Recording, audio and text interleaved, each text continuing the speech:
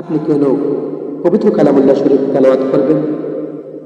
রাসূল পাক সাল্লাল্লাহু তাআলা আলাইহি সাল্লাম বলেছেন, আমার উম্মতের মধ্যে যে কেহ রাত্রিবেলা এশার নামাজের পরে সে যদি সূরা বাকারার শেষ 2 আয়াত পাঠ করে, এই 2 আয়াত তার জন্য যথেষ্ট।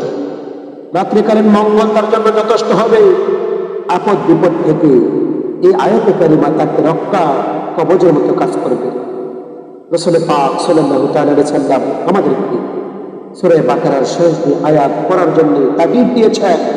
বুখারী শরীফের 5009 নম্বর হাদিস। রাসূল পাক সাল্লাল্লাহু তাআলা আলাইহি সাল্লাম ফরমান, যে ব্যক্তি রাত্রিবেলা সূরা বাকারার শেষ 2 আয়াত পাঠ করবে, তেলাওয়াত করবে, ওই আয়াত তাকে রাত্রিকালীন বিপদ থেকে রক্ষা করবে, রক্ষা কবচের মতো রক্ষা করবে, এবং তাকে আমার আল্লাহ পাক রব্বুল আলামিন যথেষ্ট পরিমাণ কল্যাণ দান করবেন। আমরা যেন আমল করতে পারি, সকলে বলে আমিন।